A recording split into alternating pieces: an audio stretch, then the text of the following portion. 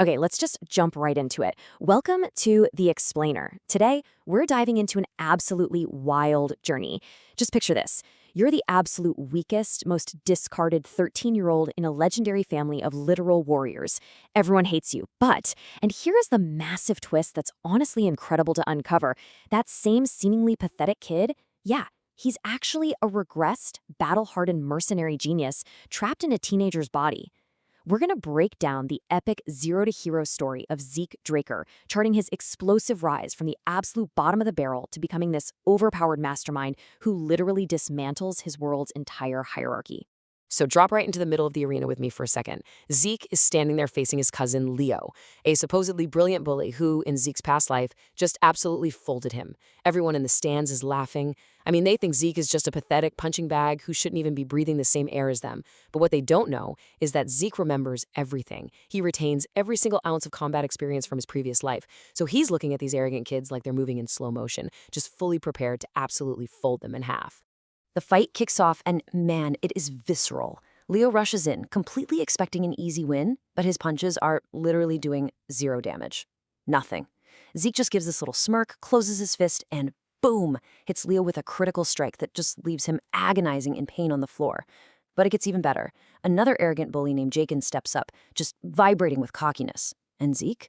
Zeke is so profoundly bored by this that he straight up tells Jaken to go fetch his personal bodyguard, a guy named Liam Stone, making it a 2-on-1 fight just to keep things vaguely entertaining. All right, let's quickly break down the world's knight hierarchy here, because calling out Liam Stone is pure, unadulterated insanity. In his past life, Liam wasn't just some bodyguard. He eventually became the mercenary king, a terrifying red knight who literally transcended human limits. And speaking of hidden power levels, remember Zeke's seemingly normal butler? Well, when Zeke tests him, he figures out the old man is actually a blue knight. We're talking about a guy capable of manifesting actual aura blades. The fact that he has a blue knight acting as his babysitter just proves someone incredibly powerful is keeping a very close eye on Zeke. So, back in the arena, Liam steps up and he is radiating straight-up killing intent. But Zeke doesn't even blink. Fighting bare fists against swords, Zeke completely blitzes the future mercenary king with his rapid slash skill, moving like an absolute blur. Liam's monstrous physique actually tanks the hits at first, so Zeke has to switch up his tactics. In this incredibly high-energy clash, he uses his heightened senses, locks his legs right around Liam's neck in a brutal chokehold, and just cuts off his oxygen. It's a grueling, messy exchange of blows, but eventually, the man destined to become a legend just collapses.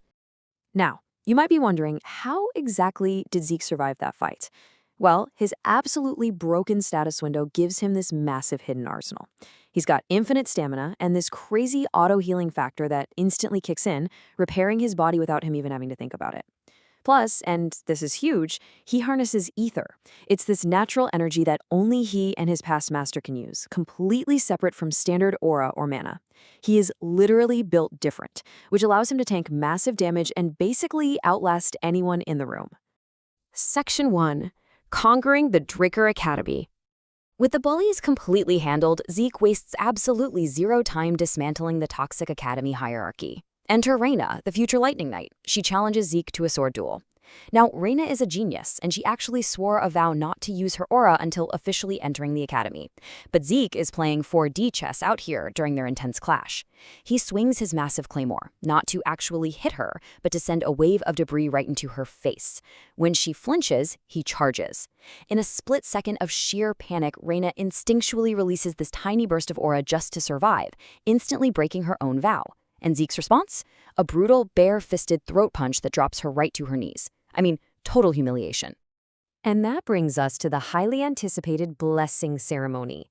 The contrast here is just hilarious. The crowd's perception? They see Zeke dip his arm into the mystical pool, the statue shakes a bit, and nothing. Crickets. They immediately start mocking him, calling him a total failure with zero aura. But the reality of the system secretly glitches out, realizes it completely forgot some data, and quietly awards him god-tier upgrades right under their noses. Let's walk through this chaotic sequence of events. So the statue vibrates, then completely stops. The crowd is laughing it up. But then a system glitch happens. Suddenly, a blinding red light explodes outward, which signals a legendary pure blood awakening. But wait, it doesn't even stop there. The system digs deeper into his soul, merges his talents, and triggers a never-before-seen golden light. The entire Draker family is just left completely stunned as Zeke unlocks the totally unique, immortal class. So why didn't the ceremony's mana lamps react to him in the first place? Here's a really crucial piece of lore. Normally, purebloods reject mana so violently they need special gloves just to live in normal day-to-day life. But Zeke's trait isn't inhibition, it's mana reflection. He literally generates a distortion field around himself that nullifies nearby mana. This completely masks his actual overwhelming power from any standard sensors. It is, without a doubt, the ultimate camouflage.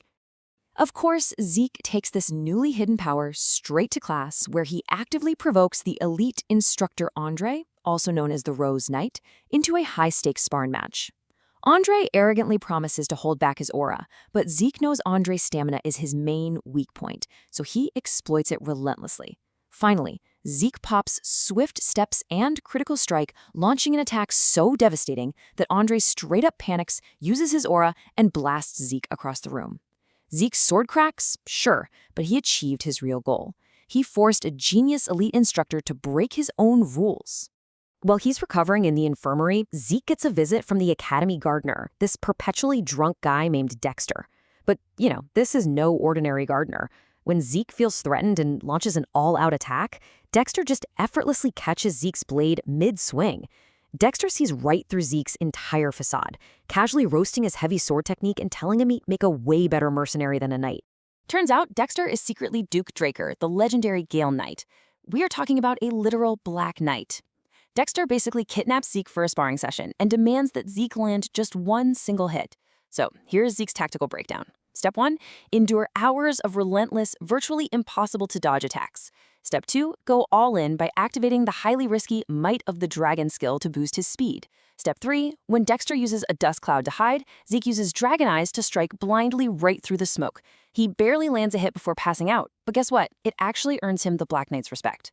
Section 2. Hunting Golden Age Relics. Realizing that his massive, unwieldy claymore just isn't cutting it anymore, Zeke sets out to forge his ultimate past-life weapon, the Sword of Radiance, known as Graham. But the recipe for this thing is basically an impossible scavenger hunt. First, he needs the depressed blacksmith Galleon to forge it, which requires a magic brazier designed by the super awkward magic professor Fanon. And the real kicker here? Fanon's blueprint requires a high-compression mana stone. That's a mythical artifact that costs an absolute fortune and is practically impossible to find anywhere. So what does Zeke do? He raids the Fidden Ruins directly beneath the Academy's central library. He discovers this secret cave filled with undead skeletons who are just endlessly digging. And instead of panicking like a normal person, Zeke realizes this is the absolute perfect opportunity to farm some sweet, sweet karma points. He starts destroying the skeletons, racks up a ton of points, and unlocks her system's incredibly overpowered 3D minimap. And that map highlights the exact optimal route straight to the hidden treasure room. But of course, the treasure room holds a deadly surprise left by his ancestor, the heart of Bahamut, the cursed light dragon. The moment he finds it, the curse instantly invades his mind, literally screaming at him to kill.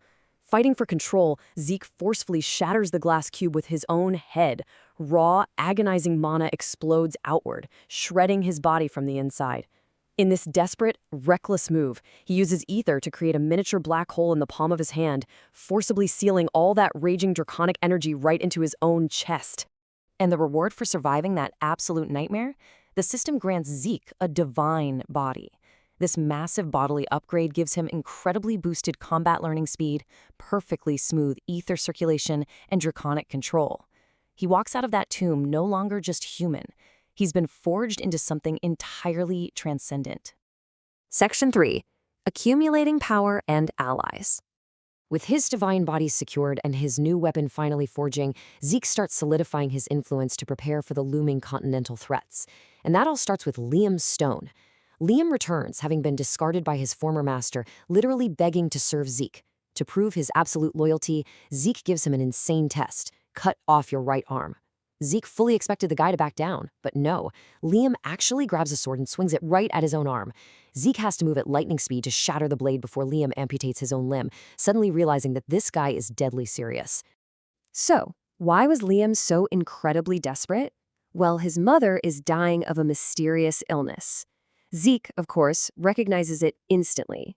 In exactly 5 years, this disease, known as the deadly rose plague, is going to sweep across the entire continent.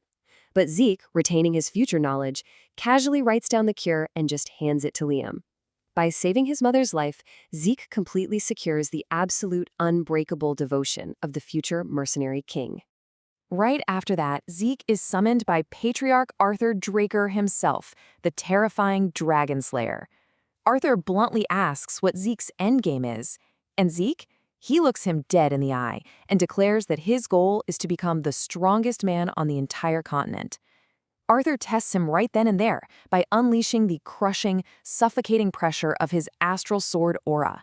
But Zeke just grits his teeth, stands his ground, and absolutely refuses to bow to the overwhelming power.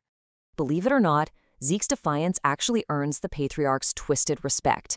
Arthur hands Zeke the ultimate flex, an unlimited black card. But Zeke is smart. He knows it's also a tracker. Later on, Zeke uses his soul manifestation to secretly eavesdrop on a private meeting between Arthur and Dexter, and he uncovers a massive bombshell. The Emperor is tearing the continent apart, hunting for an artifact that grants immortality, and Zeke realizes with absolute horror that in his past life, he was the one who stole it. That is exactly why he was hunted down and regressed in the first place. Talk about a mind-blowing connection. But before Zeke can even process this massive revelation, exam time arrives. He's paired up with Liam for a dungeon exploration test. As they approach their assigned door, a highly suspicious guard forces them into a totally different, specific ruin. The rules are clear. They have exactly 96 hours to escape. With unseen enemies pulling strings from the shadows and the clock ticking down, will Zeke and Liam survive this rigged dungeon trap? And honestly, it makes you wonder, when your past life is the reason you're being hunted in this one, can you ever truly escape your own history? It is an incredibly tense cliffhanger, and it leaves us desperate to see what Zeke dismantles next.